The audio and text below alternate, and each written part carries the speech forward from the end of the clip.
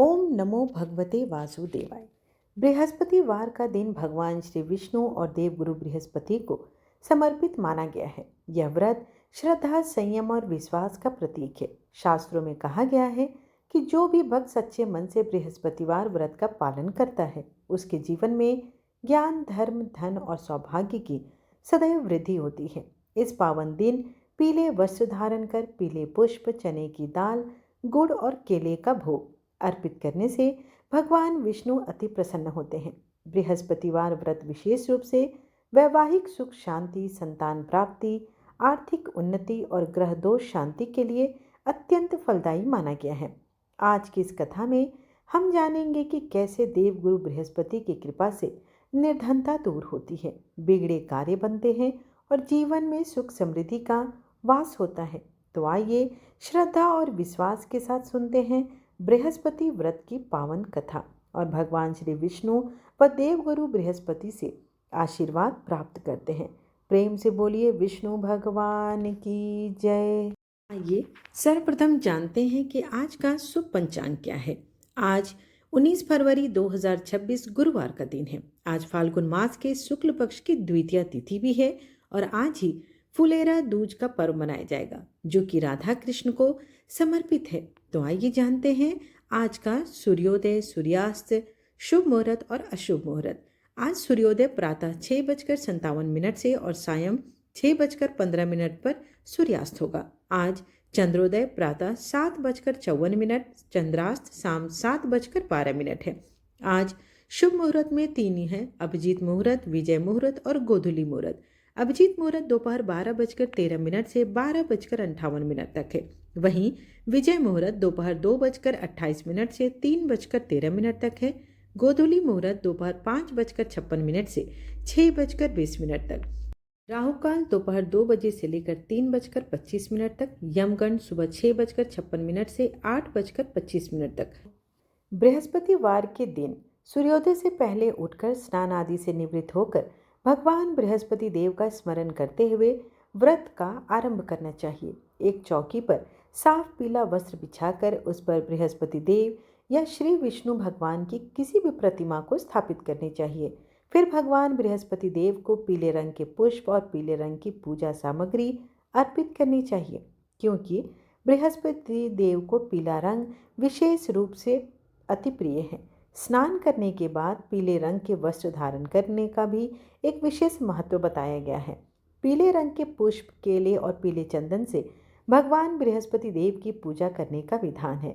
बृहस्पतिवार के व्रत में भक्त को पूरे दिन में एक ही समय भोजन करना चाहिए। भोजन में चने की दाल, बेसन और दूसरे पीले रंग के खाद्य पदार्थों का ही सेवन करना चाहिए। व्रत करने वाले पुरुष को बृहस्पतिवार के दिन दाढ़ी या सिर के बाल नहीं कटवाने चाहिए। पूजा के समय भगवान बृहस्पति देव से जो मनोकामना मांगी जाती है, वे उस मनोकामना को अवश्य ही पूर्ण करते हैं। कथा का श्रवण करते समय अपने हाथ में पीले चने की दाल अवश्य रखें। कथा समाप्ति के बाद दाल को केले की जड़ में या फिर बृहस्पति देव के चरणों में अर्पित कर देना चाहिए। आइए अब हम सुनते हैं बृहस्पतिवार व्रत की पौराणिक कथा। आप सभी से अनुरोध है कि कथा का रसपान करने से पूर्व दिल से कमेंट बॉक्स में हरे कृष्णा अवश्य लिखें। एक राजा था, वह बहुत ही दानी था। वह नित्य गरीबों और ब्राह्मणों की सहायता किया करता था। यह बात उसकी रानी को अच्छी नहीं लगती थी। वह न तो गरीबों को दान देती, न ही भगवान का पूजन करती थी और राजा को भी दान देने से मना किया करती थी। एक दिन राजा शिकार खेलने वन को गए हुए थे, तो रानी महल में अकेली थी। उसी समय बृहस्पति देव साधु का वेश बदलकर राजा के महल में भिक्षा मांगने आए और रानी से भिक्षा मांगी। तब रानी ने भिक्षा देने से इनकार किया और कहा, हे साधु महाराज, मैं तो इस दान पुण्य से तंग आ गई हूँ। मेरा पति सारा धन लुटाते रहते हैं। मेरी इच्छा है कि हमारा सब धन नष्ट हो जाए, ताकि मैं फिर ना रहेगी बांस, ना बजेगी बांसुरी। साधु ने कहा, देवी, तुम तो बड़ी विचित्र हो। धन संतान तो सभी चाहते हैं, पुत्र और लक्ष्मी तो पापी के घर भी होने चाहिए। यदि तुम्हारे पास अधिक धन है तो भूखों को भोजन दो, प्यासों के लिए प्याव बनवाओ, मुसाफिरों के लिए धर्मशालाएं खुलवाओ। जो निर्धन अपनी कुंवारी कन्याओं का विवाह नहीं कर सकते, उनका विवाह करा दो। ऐसे और कई काम हैं जिनको करने से तुम्हारा यश लोक परलोक में फैलेगा। परंतु रानी पर साधु के उपदेश का कोई प्रभाव न पड़ा। वह बोली, महाराज, आप मुझे कुछ ना समझाएं। मैं ऐसा धन नहीं चाहती जिसे मैं हर किसी को बांटती चलूं। साधु ने उत्तर दिया, यदि तुम्हारी ऐसी इच्छा है तो तथास्तु। तुम ऐसा करना कि बृहस्पतिवार को घर लीपकर पीली मिट्टी से अपना सिर धोकर स्नान करना, भट्टी चढ़ाकर कपड़े धोना। ऐसा करने से आपका सारा धन नष्ट हो जाएगा। इतना कहकर वह साधु महाराज वहां से आलोप हो गए। साधु के अनुसार कई बातों को पूरा करते हुए रानी को केवल 3 बृहस्पतिवार ही बीते थे कि उसकी समस्त धन संपत्ति नष्ट हो गई। भोजन के लिए राजा का परिवार तरसने लगा। तब एक दिन राजा ने रानी से बोला कि हे रानी, तुम यहीं रहो, मैं दूसरे देश को जाता हूँ, क्योंकि यहाँ पर सभी लोग मुझे जानते हैं, इसलिए मैं कोई छोटा कार्य नहीं कर सकता। ऐसा कहकर राजा प्रदेश चला गया। वहाँ वह जंगल से लकड़ी काट कर लाता और शहर में बेचता। इस तरह वह अपना जीवन व्यतीत करने लगा। इधर राजा के परदेश जाते ही रानी और दासी दुखी रहने लगी। एक बार जब रानी और दासी को 7 दिन तक बिना भोजन के रहना पड़ा, तो रानी ने अपनी दासी से कहा, हे दासी, पास के नगर में मेरी बहन रहती है, वह बड़ी धनवान है, तो उसके पास जा और कुछ ले आ, ताकि थोड़ी बहुत गुजर बसर हो जाएगी। दासी रानी के बहन के पास गई। उस दिन गुरुवार था और रानी की बहन उस समय बृहस्पतिवार व्रत की कथा सुन रही थी। दासी ने रानी की बहन को अपनी रानी का संदेश दिया, लेकिन रानी की बड़ी बहन ने कोई उत्तर नहीं दिया। जब दासी को रानी की बहन से कोई उत्तर नहीं मिला तो वह बहुत दुखी हुई और उसे क्रोध भी आया। दासी ने वापस आकर रानी को सारी बात बता दी। सुनकर रानी ने अपने भाग्य को कोसा। उधर रानी की बहन ने सोचा कि मेरी बहन की दासी आई थी, परंतु मैं उससे नहीं बोली, इससे वह बहुत दुखी हुई होगी। कथा सुनकर और पूजन को समाप्त करके वह अपनी बहन के घर आई और कहने लगी, हे बहन, मैं बृहस्पतिवार का व्रत कर रही थी। तुम्हारी दासी मेरे घर आई थी, परंतु जब तक कथा होती है तब तक ना उठते हैं और ना ही बोलते हैं, इसलिए मैं नहीं बोली। कहो दासी, क्यों गई थी? रानी बोली, बहन, तुमसे क्या छिपाऊं, हमारे घर में खाने तक को अनाज नहीं है। ऐसा कहते कहते रानी की आंखें भर आई। उसने दासी समेत पिछले 7 दिनों से भूखे रहने की बात अपनी बहन को विस्तार पूर्वक सुना दी। रानी की बहन बोली, देखो बहन, भगवान बृहस्पति देव सबकी मनोकामना पूर्ण करते हैं। देखो, शायद तुम्हारे घर में अनाज रखा हो।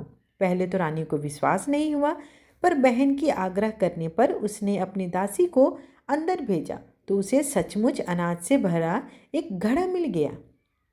उसे देखकर दासी को बड़ी हैरानी हुई। दासी ने रानी से कहा, हे रानी, जब हमको भोजन नहीं मिलता तो हम व्रत ही तो करते हैं, इसलिए क्यों न इनसे व्रत और कथा की विधि पूछ ली जाए, ताकि हम भी इस उत्तम व्रत को कर सके। तब रानी ने अपनी बहन से बृहस्पतिवार व्रत के बारे में पूछा। उसकी बहन ने बताया कि बृहस्पतिवार के व्रत में चने की दाल और मुनक्का से विष्णु भगवान का केले की जड़ में पूजन करें तथा दीपक जलाएं, व्रत कथा सुने और पीला भोजन ही करें।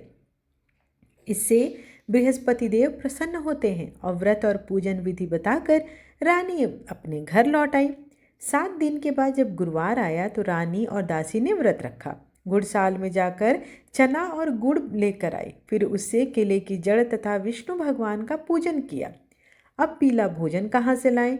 दोनों बहुत दुखी थी। चूंकि उन्होंने व्रत किया था, इसलिए बृहस्पति देव उनसे प्रसन्न थे। इसलिए वे एक साधारण व्यक्ति का रूप धारण करके 2 थालों में सुंदर पीला भोजन दासी को दे गए। भोजन पाकर दासी प्रसन्न हुई और फिर रानी के साथ मिलकर भोजन को ग्रहण किया। उसके बाद वे सभी गुरुवार को व्रत और पूजन करने लगी। बृहस्पति भगवान की कृपा से उनके पास फिर से धन संपत्ति आ गई, परंतु रानी फिर से पहले की तरह आलस्य करने लगी। तब दासी बोली, देखो रानी, तुम पहले भी इस प्रकार आलस्य करती थी। तुम्हें धन के रखने में कष्ट होता था, इस कारण सभी धन नष्ट हो गया है। और जब तुम्हें भगवान बृहस्पति देव की कृपा से धन प्राप्त हुआ है तो तुम्हें फिर से आलस्य होता है। रानी को समझाते हुए दासी कहती है कि बड़ी मुसीबतों के बाद हमने रानी को समझाते हुए दासी कहती है कि बड़ी मुसीबतों के बाद हमने यह धन पाया है, इसलिए हमें दान पुण्य करना चाहिए, भूखे मनुष्यों को भोजन कराना चाहिए और धन को शुभ कार्यों में खर्च करना चाहिए, जिससे तुम्हारे कुल का यश बढ़ेगा, स्वर्ग की प्राप्ति होगी और पितृलोक भी प्रसन्न होंगे। दासी की बात मानकर रानी अपना धन शुभ कार्यों में खर्च करने लगी, जिससे पूरे नगर में उसका यश फैलने लगा। एक दिन राजा दुखी होकर जंगल में एक पेड़ से नीचे आसन जमाकर बैठ गया। वह अपनी दशा को याद करके व्याकुल होने लगा। बृहस्पतिवार का दिन था। एकाएक उसने देखा कि निर्जन वन में एक साधु प्रकट हुए। वह साधु वेश में कोई और नहीं, स्वयं बृहस्पति देव ही थे। लकड़हारे के सामने आकर बोले, हे लकड़हारे, इस सुनसान जंगल में तुझ किस चिंता में बैठे हो? लकड़हारे ने दोनों हाथ जोड़कर प्रणाम किया और उत्तर दिया, महात्मा जी, आप सब कुछ जानते हैं, मैं क्या कहूँ। यह कहकर वह रोने लगा और साधु को अपनी सारी बात बताई। साधु ने कहा, तुम्हारी स्त्री ने बृहस्पति देव के दिन बृहस्पति भगवान का निरादर किया है, जिसके कारण रुष्ट होकर उन्होंने तुम्हारी यह दशा कर दी है। अब तुम चिंता मत करो, मेरे कहे अनुसार चलो तो तुम्हारे सारे दुख कष्ट दूर होंगे। भगवान पहले से भी अधिक संपत्ति देंगे। तुम बृहस्पति के दिन कथा किया करो। 2 पैसे के चने मुनक्का लाकर उसका प्रसाद बनाओ और शुद्ध जल से लोटे में शक्कर मिलाकर अमृत तैयार करो। तत्कथा के पश्चात अपने सारे परिवार और सुनने वाले प्रेमियों में अमृत व प्रसाद बांटकर आप भी ग्रहण करो। ऐसा करने से भगवान तुम्हारी सारी मनोकामनाएं पूर्ण करेंगे। साधु के ऐसे वचन सुनकर लकड़हारा बोला, मुझे लकड़ी बेचकर इतना पैसा नहीं मिलता जिससे भोजन के उपरांत कुछ बचा सकूं। मैंने रात्रि में अपनी स्त्री को व्याकुल देखा है। मेरे पास कुछ भी नहीं जिससे मैं उसकी खबर मंगा सकूं। साधु ने कहा, हे लकड़हारे, तुम किसी बात की चिंता मत करो। बृहस्पति के दिन तुम रोजाना की तरह लकड़ियां लेकर शहर को जाओ। तुमको रोज से दुगना धन प्राप्त होगा, जिससे तुम भली भांति भोजन कर लोगे तथा बृहस्पति देव की पूजा का सामान भी आ जाएगा। इतना कहकर साधु अंतर्ध्यान हो गए। धीरे धीरे समय व्यतीत होने पर फिर वही बृहस्पतिवार का दिन आया। लकड़हारा जंगल से लकड़ी काटकर किसी शहर में बेचने गया। उसे उस दिन उससे अधिक पैसा मिला। राजा ने चना गुड़ आदि लाकर गुरुवार की व्रत कथा की। उस दिन से उसके सभी कलेश दूर हो गए। परंतु जब दोबारा गुरुवार आया तो वो बृहस्पतिवार का व्रत करना भूल गया। इस कारण बृहस्पति भगवान नाराज हो गए। उस दिन उस नगर के राजा ने विशाल यज्ञ का आयोजन किया तथा शहर में घोषणा करा दी कि कोई भी मनुष्य अपने घर भोजन न बनावे, मेरे यहाँ भोजन करने आवे। इस आज्ञा को जो नहीं मानेगा उसे फांसी की सजा दी जाएगी। इस तरह की घोषणा संपूर्ण नगर में करवा दी गई। राजा की आज्ञा अनुसार शहर के सभी लोग भोजन करने गए, लेकिन लकड़हारा कुछ देर से पहुंचा, इसलिए राजा उसको अपने साथ घर लेकर गए और ले जाकर भोजन करा रहे थे तो रानी की दृष्टि उस खूंटी पर पड़ी जिस पर उसका हार लटका हुआ था। वह वहां पर दिखाई नहीं दिया। रानी ने निश्चय किया कि मेरा हार इसी मनुष्य ने चुरा लिया है। उसी समय सिपाहियों को बुलाकर उसको कारागार में डलवा दिया। जब लकड़हारा कारागार में पड़ गया और बहुत दुखी होकर विचार करने लगा कि न जाने कौन से पूर्व जन्म के कर्म से मुझे यह दुख प्राप्त हुआ है, और उसी साधु को याद करने लगा जो कि जंगल में मिला था। उसी समय तत्काल बृहस्पति देव साधु के रूप में प्रकट हो गए और उसकी दशा को देखकर कहने लगे, अरे मूर्ख, तूने बृहस्पति देव की कथा नहीं करी है, इस कारण तुझे दुख प्राप्त हुआ है। अब चिंता मत कर। बृहस्पतिवार के दिन कारागार के दरवाजे पर 4 पैसे पड़े मिलेंगे उनसे तू बृहस्पति देव की पूजा करना, तेरे सभी कष्ट दूर हो जाएंगे। बृहस्पति के दिन उसे 4 पैसे पड़े मिले। लकड़हारे ने कथा कही। उसी रात्रि को बृहस्पति देव ने उस नगर के राजा को स्वप्न में कहा, हे राजा, तुमने जिस आदमी को कारागार में बंद किया है वह तो निर्दोष है, वह राजा है, उसे छोड़ दो। रानी का हार उसी खूंटी पर लटका है। अगर तू ऐसा नहीं करेगा तो मैं तेरे राज्य को नष्ट कर दूंगा। इस तरह रात्रि के स्वप्न को देखकर राजा प्रातःकाल उठा और खूंटी पर हार देखकर लकड़हारे को बुलाकर क्षमा मांगी तथा लकड़हारे को योग्य सुंदर वस्त्र आभूषण देकर विदा कर दिया। बृहस्पति देव की आज्ञा अनुसार लकड़हारा अपने नगर को चल दिया। राजा जब अपने नगर के निकट पहुंचा तो उसे बड़ा आश्चर्य हुआ। नगर में पहले से अधिक बाग, तालाब, कुएं और धर्मशाला बने हुए थे। राजा ने पूछा, यह किसका बाग है, यह किसकी धर्मशाला है? तब नगर के लोग कहने लगे, यह सब रानी और बांदी के हैं। तो राजा को आश्चर्य हुआ और साथ में गुस्सा भी आया। जब रानी ने यह खबर सुनी कि राजा आ रहे हैं तो उन्होंने बांदी से कहा, हे दासी, देखो राजा हमको कितनी बुरी हालत में छोड़ गए थे, वे हमारी ऐसी हालत देखकर लौट न जाए, इसलिए तू दरवाजे पर खड़ी हो जा। आज्ञा अनुसार दासी दरवाजे पर खड़ी हो गई और राजा जब आए तो उनको अपने साथ लेकर घर आई। तब राजा ने क्रोध करके अपनी रानी से पूछा, यह धन तुम्हें कैसे प्राप्त हुआ है? और तो उन्होंने कहा, हमें यह सब धन बृहस्पति देव के व्रत के प्रभाव से प्राप्त हुआ है। राजा ने निश्चय किया कि 7 रोज बाद तो सभी बृहस्पति देव का पूजन करते हैं, परंतु मैं प्रतिदिन दिन में 3 बार कहानी तथा रोज व्रत किया करूँगा। अब हर समय राजा के दुपट्टे में चने की दाल बंधी रहती थी तथा दिन में 3 बार कहानी कहता। एक रोज राजा ने विचार किया कि चलो अपनी बहन के यहाँ हो आते हैं। इस तरह निश्चय कर राजा घोड़े पर सवार हो अपनी बहन के यहाँ चलने लगा। मार्ग में उसने देखा कि कुछ आदमी एक मुर्दे को लिए जा रहे हैं। उन्हें रोककर राजा कहने लगे, अरे भाइयों, मेरे बृहस्पति देव की कथा श्रवण कर लो।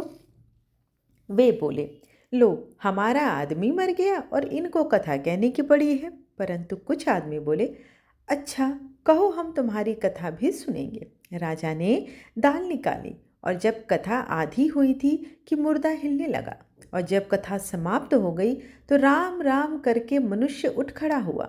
आगे मार्ग में उसे एक किसान खेत में हल चलाता मिला। राजा ने उसे देख और उससे बोला, अरे भैया, तुम मेरी बृहस्पतिवार की कथा सुन लो। किसान बोला, जब तक मैं तेरी कथा सुनूंगा तब तक 4 हरैया जोत लूँगा, जा अपनी कथा किसी और को सुना। इस तरह राजा आगे चलने लगा। राजा के हटते ही बैल पछाड़ खाकर गिर गए तथा किसान के पेट में जोर से दर्द होने लगा। उस समय उसकी माँ रोटी लेकर आई। उसने जब यह देखा तो अपने पुत्र से सब हाल पूछा और बेटे ने सभी हाल कह दिया। तो बुढ़िया दौड़ी दौड़ी घुड़सवार के पास गई और बोली, मैं तेरी कथा सुनूंगी, तुम अपनी कथा मेरे खेत पर चलकर कहो। राजा ने बुढ़िया के खेत पर जाकर कथा कही, जिसके सुनते ही वह बैल खड़े हो गए और किसान के पेट का दर्द भी बंद हो गया। राजा अपनी बहन के घर पहुंचा। बहन ने भाई की खूब मेहमानबाजी की। दूसरे रोज प्रातःकाल राजा जागा तो वह देखने लगा कि सब लोग भोजन कर रहे हैं। राजा ने अपनी बहन से कहा, ऐसा कोई मनुष्य नहीं है जिसने भोजन नहीं किया हो जो मेरी बृहस्पतिवार की व्रत कथा सुन ले। बहन बोली, हे भैया, यह देश तो ऐसा है कि यहाँ लोग पहले भोजन करते हैं, बाद में कोई दूसरा काम करते हैं। अगर कोई पड़ोस में है तो मैं उसे देख कर आती हूँ। वह ऐसा कहकर देखने चली गई, परंतु उसे कोई ऐसा व्यक्ति नहीं मिला जिसने भोजन न किया हो। अतः वह एक कुम्हार के घर गई जिसका लड़का बीमार था। उसे मालूम हुआ कि उसके यहाँ 3 रोज से किसी ने भोजन नहीं किया। रानी ने अपने भाई की कथा सुनने के लिए कुम्हार से कहा। वह तैयार हो गया। राजा ने जाकर बृहस्पतिवार की कथा कही, जिसको सुनकर उसका लड़का ठीक हो गया। अब तो राजा की प्रशंसा होने लगी। एक दिन राजा ने अपनी बहन से कहा कि बहन, चलो हम अपने घर जाएंगे, तुम भी तैयार हो जाओ। राजा की बहन ने अपनी सास से कहा। सास ने कहा, चली जाओ, परंतु बच्चों को लेकर मत जाना, क्योंकि तेरे भाई को कोई औलाद नहीं है। बहन ने अपने भैया से कहा, भैया मैं तो चलूंगी पर कोई बच्चे नहीं जाएंगे। राजा बोला, जब कोई बच्चे ही ना चलेंगे तो तुम चलकर क्या करोगी। बड़े दुखी मन से राजा अपने नगर को लौट आया और राजा ने अपने रानी से कहा, हम निर्वंशी हैं, हमारा मुंह देखने का धर्म नहीं है। भोजन इत्यादि बिना कुछ किए वह सो गया। रानी बोली, हे प्रभु, बृहस्पति देव ने हमें सब कुछ दिया है, वह हमें संतान सुख भी अवश्य देंगे। उसी रात को बृहस्पति देव ने राजा से स्वप्न में कहा, हे राजन, उठ, सभी सोच को त्याग दे, तेरी रानी गर्भ से है। राजा की यह बात सुनकर बड़ी खुशी हुई। 9वें महीने में उसके गर्भ से एक सुंदर पुत्र पैदा हुआ। तब राजा बोला, हे रानी, स्त्री बिना भोजन के रह सकती है पर बिना कहे नहीं। जब मेरी बहन आएगी तो तुम उसे कुछ न कहना। रानी ने सुनकर हाँ कर दिया। जब राजा की बहन आई और यह शुभ समाचार सुना तो वह बधाई लेकर आई, अपने भाई के यहाँ आई। तब रानी ने कहा, घोड़ा चढ़कर तो नहीं आई, गधा चढ़ी आई। राजा की बहन बोली, भाभी, मैं इस प्रकार नहीं कहती तो तुम्हें औलाद कैसे मिलती। बृहस्पति देव ऐसे ही हैं, जैसी जिनके मन में कामनाएं हैं सभी को पूर्ण करते हैं। जो सद्भावना पूर्वक भगवान बृहस्पतिवार का व्रत करता है एवं कथा पढ़ता है अथवा सुनाता है दूसरों को, बृहस्पति देव उसकी सभी मनोकामना पूर्ण करती हैं। भगवान बृहस्पति देव उसकी सदैव रक्षा करते हैं। संसार में जो भी मनुष्य सद्भावना से भगवान जी का पूजन और व्रत सच्चे हृदय से करते हैं तो उनकी सभी मनोकामनाएं वे पूर्ण करते हैं। जैसी सच्ची भावना से राजा और रानी ने उनकी कथा का गुणगान किया तो उनकी समस्त इच्छाएं बृहस्पति देव जी ने पूर्ण की थी। इसलिए पूर्ण कथा सुनने के बाद प्रसाद लेकर जाना चाहिए और हृदय से उनका मनन करते हुए जयकारा बोलना चाहिए। बोलो बृहस्पति देव की जय। आइए अब बृहस्पति देव की दूसरी कथा श्रवण करते हैं। प्राचीन काल में एक ब्राह्मण रहता था। वह बहुत निर्धन था, उसको कोई संतान नहीं थी। उसकी स्त्री भी बहुत मलिनता के साथ रहती थी। वह ना स्नान करती, ना किसी देवता का पूजन करती। इससे ब्राह्मण बेचारे बहुत दुखी रहते थे। बेचारे बहुत कुछ कहते थे किंतु उसका कोई परिणाम न निकला। भगवान की कृपा से ब्राह्मण की स्त्री को कन्या रूपी रत्न पैदा हुई। वह कन्या बड़ी होने पर प्रातःकाल उठकर स्नान करके विष्णु भगवान का जाप करने लगी और बृहस्पतिवार का व्रत करने लगी। अपने पूजन पाठ को समाप्त करके विद्यालय जाती तो अपनी मुट्ठी में जौ भर के ले जाती और पाठशाला के मार्ग में डालती जाती। तब ये जौ स्वर्ण के हो जाते, जिन्हें वे लौटते समय बीन कर घर ले आती थी। एक दिन वह बालिका सूप में उन सोने के जौ को फटक कर साफ कर रही थी तो उसके पिता ने देख लिया और कहा, हे बेटी, सोने के जौ को साफ करने के लिए तो सोने का सूप होना चाहिए। दूसरे दिन बृहस्पतिवार था। इस कन्या ने व्रत रखा और बृहस्पति देव से प्रार्थना करके कहा कि यदि मैंने आपकी पूजा सच्चे हृदय से की है तो मेरे लिए सोने का सूप दे दो। बृहस्पति देव ने उस प्रार्थना को स्वीकार कर लिया। रोजाना की तरह जब कन्या जौ फैलाती हुई जाने लगी, जब लौटकर जौ बिन रही थी तो बृहस्पति देव की कृपा से उसे सोने का सूप मिला। उसे वह घर ले आई और उसमें जौ को साफ करने लगी, परंतु उसकी माँ का वही ढंग रहा। एक दिन की बात है कि वह कन्या सोने के सूप में जौ साफ कर रही थी। उस समय उस शहर का राजपुत्र वहां से होकर निकला। इस कन्या के रूप और लावण्य को देखकर मोहित हो गया और अपने घर आकर भोजन तथा जल त्याग कर उदास होकर लेट गया। राजा को जब इस बात का पता चला तो अपने प्रधानमंत्री के साथ उसके पास गए और बोले, बेटा, तुम्हें किस बात का कष्ट है? किसी ने तुम्हारा अपमान किया है या कोई और कारण है? जो भी हो मुझसे कहो, मैं वही कार्य करूँगा जिससे तुम्हें खुशी मिलेगी। अपने पिता की राजकुमार ने बातें सुनी तो वह बोला, मुझे आपकी कृपा से किसी बात का दुख नहीं है। किसी ने मेरा अपमान भी नहीं किया है, परंतु मैं उस लड़की के साथ विवाह करना चाहता हूँ जो सोने के सूप में जौ साफ कर रही थी। यह सुनकर राजा आश्चर्य में पड़ गया और बोला, हे बेटा, इस तरह की कन्या का पता तुम बताओ, मैं उसके साथ तेरा विवाह अवश्य ही करवा दूंगा। राजकुमार ने उस लड़की के घर का पता बतलाया। तब मंत्री उस लड़की के घर गए और ब्राह्मण देवता को सभी हाल बतलाए। ब्राह्मण देवता राजकुमार के साथ अपनी कन्या का विवाह करने के लिए तैयार हो गए और विधि विधान के अनुसार ब्राह्मण कन्या का विवाह राजकुमार के साथ हो गया। कन्या के घर से जाते ही पहले की भांति उस ब्राह्मण देवता के घर में गरीबी का निवास हो गया। अब भोजन के लिए भी अन्न बड़ी मुश्किल से मिलता था। एक दिन दुखी होकर ब्राह्मण देवता अपनी पुत्री के पास गए। बेटी ने पिता की ऐसी हालत देखकर अपनी माँ का हाल पूछा। तब ब्राह्मण ने सभी हाल कहा। कन्या ने बहुत सा धन देकर अपने पिता को विदा कर दिया। इस तरह ब्राह्मण का कुछ समय सुखपूर्वक व्यतीत हुआ। कुछ दिन बाद फिर वही हाल हो गया। ब्राह्मण फिर अपनी कन्या के यहाँ गया और सारा हाल कहा तो लड़की बोली, हे पिताजी, आप माता जी को लेते आइए, मैं उन्हें विधि बता दूंगी जिससे गरीबी दूर हो जाए। वह ब्राह्मण देवता अपनी स्त्री को साथ लेकर पहुंचे तो माँ को वो समझाने लगी, हे माँ, तुम प्रातःकाल प्रथम स्नान आदि करके विष्णु भगवान का पूजन करो तो सब दरिद्रता दूर हो जाएगी। परंतु उसकी माँ ने एक भी बात नहीं मानी और प्रातःकाल उठकर अपनी पुत्री के बच्चों की जूठन को खा लिया। इससे उसकी पुत्री को भी बहुत गुस्सा आया और रात में एक कोठरी में उन्हें बंद कर दिया।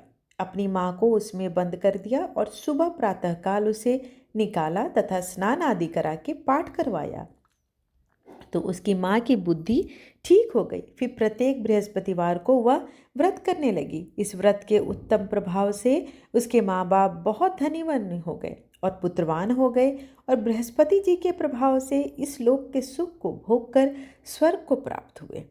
बोलिए बृहस्पति देव की जय। आइए बृहस्पति देव की आरती करते हैं। ओम जय बृहस्पति देवा, ओम जय बृहस्पति देवा, छिण छिण भोग लगाऊं कदली फल मेवा। ओम जय बृहस्पति देवा, तुम पूर्ण परमात्मा, तुम अंतर्यामी, जगत पिता जगदीश्वर, तुम सबके स्वामी। ओम जय बृहस्पति देवा, चरणामृत निज निर्मल, सब पातक हरता, सकल मनोरथ दायक, कृपा करो भरता। ओम जय बृहस्पति देवा, तन मन धन अर्पण कर, जो जन शरण पड़े, प्रभु प्रकट तब हो कर, आकर द्वार खड़े। ओम जय बृहस्पति देवा, दीन दयाल दयानिधि, भक्तन हितकारी, पाप दोष सब हरता, भवबंधन हारी।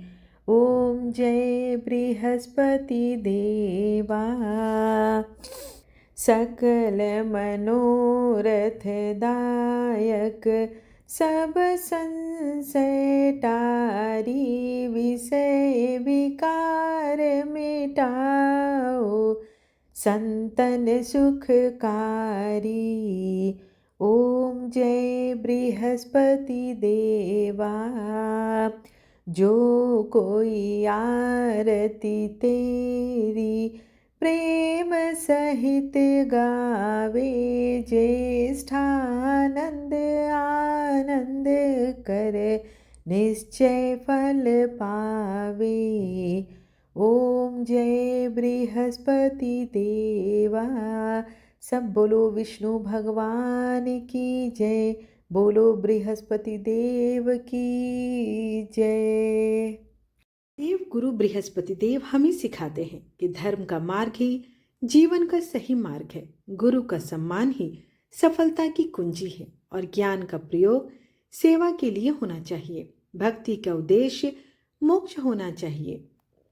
आशा करती हूँ आपको आज की वीडियो पसंद आई हो। वीडियो पसंद आए तो चैनल को लाइक, शेयर एंड सब्सक्राइब अवश्य करें। ऐसा करने से हमें एक प्रोत्साहन मिलता है। धन्यवाद।